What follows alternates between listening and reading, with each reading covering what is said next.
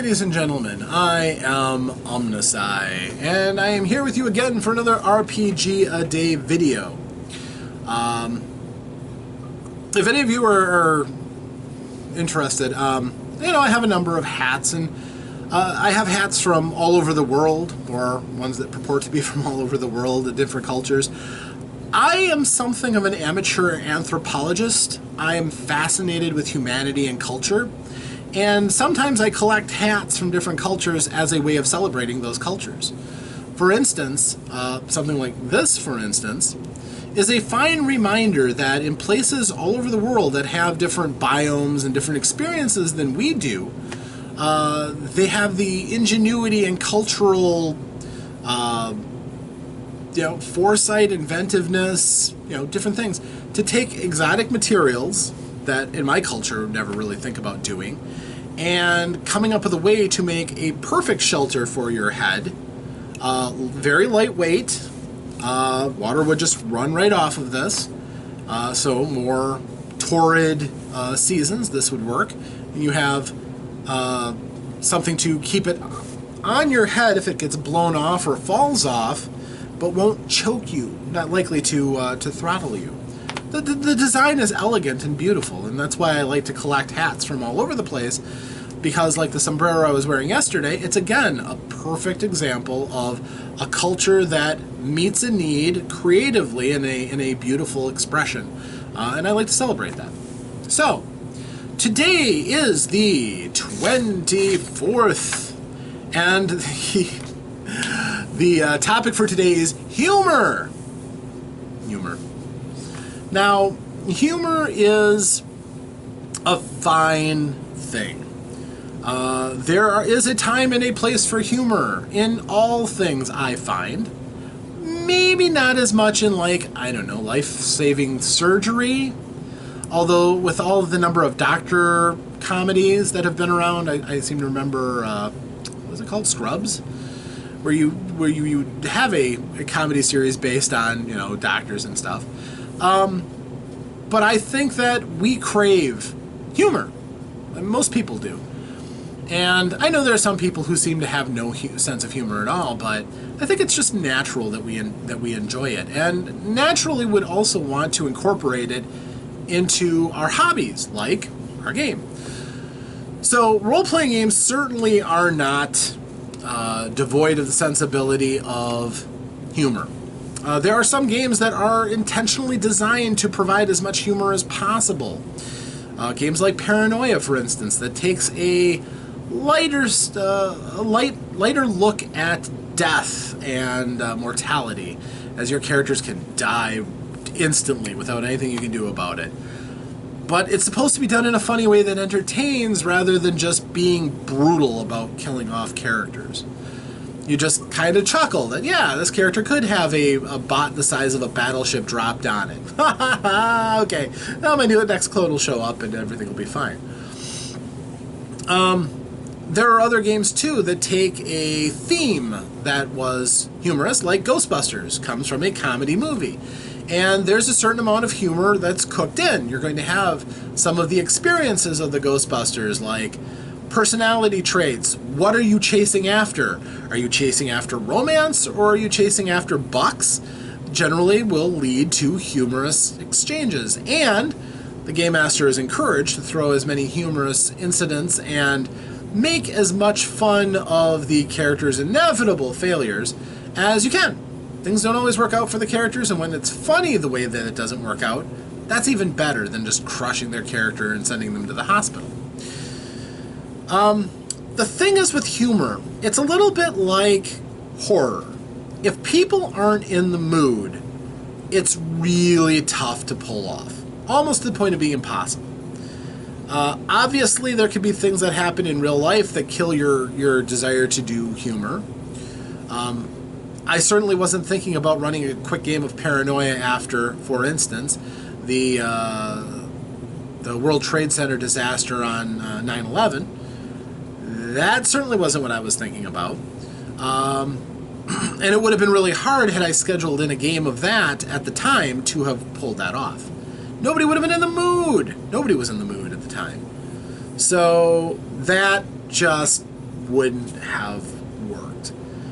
And you need to have people who are willing to engage in the humor in order to pull it off.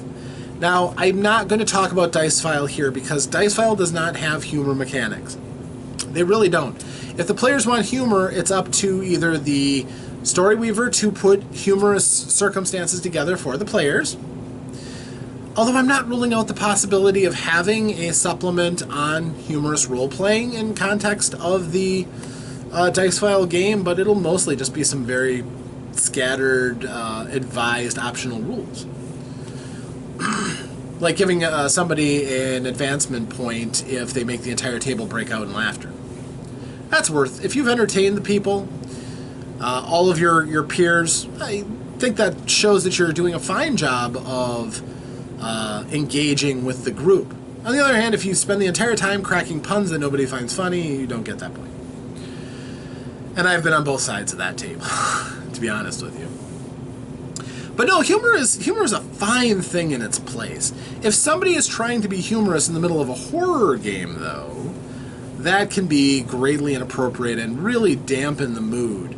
Not lighten the mood, oftentimes, because the game master is not going to be happy that nobody is buying into the drama that they're trying to set, the melodrama and gloom of a circumstance. If somebody's just cracking wise all the time, it's almost impossible to gather that together under that kind of distraction.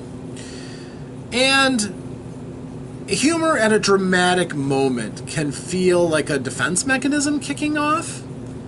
For instance, if it's just before the big battle, often somebody will say something pithy, they'll throw out a quip, and try to throw the villain out of their stride. But if they say something that's just nonsensical but funny, it doesn't feel the same. It doesn't give the same satisfaction. If you watch, say, Deadpool, and he always has something funny to say in a fight, that's his character and that's the way it is. It's a comedy-driven story. It's got an action scene that's driven with, the fuel of it is comedy.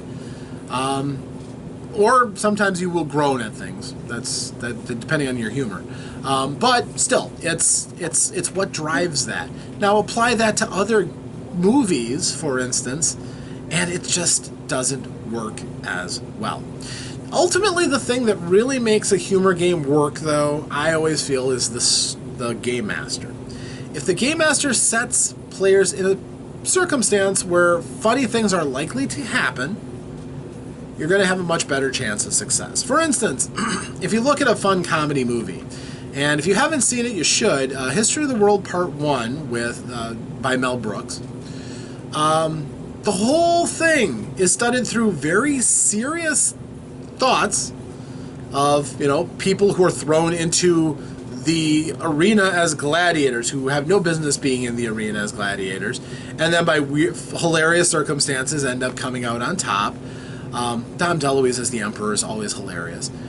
But, could somebody die if you're accepting the hilarious premise of Mel Brooks fighting to the death with somebody in gladiator garb, as possible that he could kill somebody? Technically, that's a serious moment, but you don't think that he's actually going to kill somebody because it's Mel Brooks in a comedy movie. And if the group is willing to work with you on that and they have fun with it, then you can really tell something entertaining.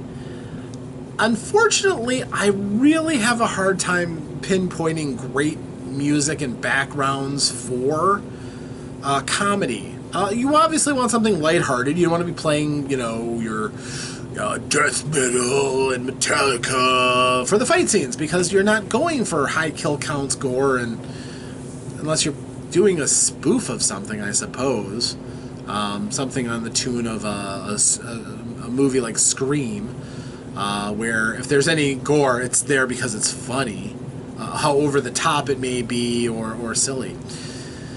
But I generally find that playing things that are not quite as intense, but along the same themes. For example, if there's a fight, even if it's a comedy fight, still having some da-da-da-da-da-da something like that in the background still generally helps to keep the mood light and the action flowing, especially if there's a lot of comedy that goes into it. Now, if your group isn't in the mood for humor, I really wish I had some great advice for you, but I've unfortunately had more failures in that regard than successes. Most recently, I tried to tell a little bit of a darker story in the Princess Bride role-playing game. My players weren't having any of the funny. I had some funny NPCs. They threatened to beat them up. I had a funny battle that they could have easily, had plenty of fun with because they outmatched their opponents, and they could have had... Nope, they weren't really so keen on that either.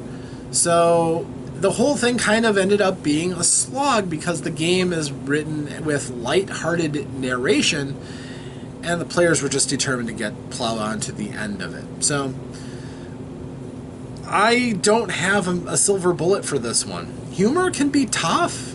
Humor can be sometimes harder than horror, because horror you can manufacture atmosphere to some extent. You can have, you can bring down the lights. You can play music to throw people off. You can make people a little bit uncomfortable and generate some stress and some suspense. Horror is harder. Horror is hard, but humor, when it's not going well, is much more painful and much harder. At least you can salvage a good adventure story out of horror that goes wrong, or it'll end mercifully quickly and then you aren't doing anything.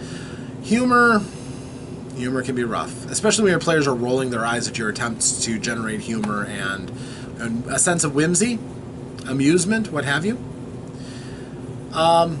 The flavor that I was kind of going for was more of a Robin Hood Men in Tights kind of thing, where the characters were still played kind of serious. I mean, Cary Elwes's role in Robin Hood Men in Tights was certainly not the same that he was playing in The Princess Bride. But he was playing a character that was smirking at himself the whole time, at how over the top his character was. That was kind of what I was hoping for, and it just didn't kind of play out. So, tough thing to pull off, but when you do, and everybody spends the night laughing together, and you end up with a great story, that can be really great. One thing, though, I would caution people, don't mistake pulling out movie quotes or quotes from books that everybody knows as a replacement for humor. I've seen more groups ban abused tropes and quotes. For instance, I know of at least 2 groups that have banned Monty Python quotes from their group, from Monty Python and the Holy Grail, very recognizable. The Princess Bride, Star Wars, simply because it's low-hanging fruit in so many situations. So many of those quotes are just perfect for a wide range of comedy moments to lighten the mood. And might get people chuckling a bit, but again, can be distracting. So, under the right circumstances, it's great, but especially since it's a joke that almost everybody can follow along. And if they haven't seen those movies, it's a good reason to go and have a movie night with those folks. But that's humor. It's what humor is in a game. If you go into role-playing games thinking, I love to laugh, and I have friends who are a lot of fun, so we should try this, just make sure that you explain the atmosphere and the mood and what you're trying to do to your players. And if they have any misgivings about whether or not they can be funny, or they can really appreciate the humor for one reason or another, maybe choke it back a little bit. Because it's just really hard to do on the raw. So, thank you for joining me. I am OmnusI. Hopefully you enjoyed this little treatise. I know we moved away from Dice File, but sometimes I think that's appropriate. And hopefully join me tomorrow, and I will have another video for you. And we are trundling on closer towards the end of 2020's RPGaDay. So, until that time, thank you for joining me, and farewell.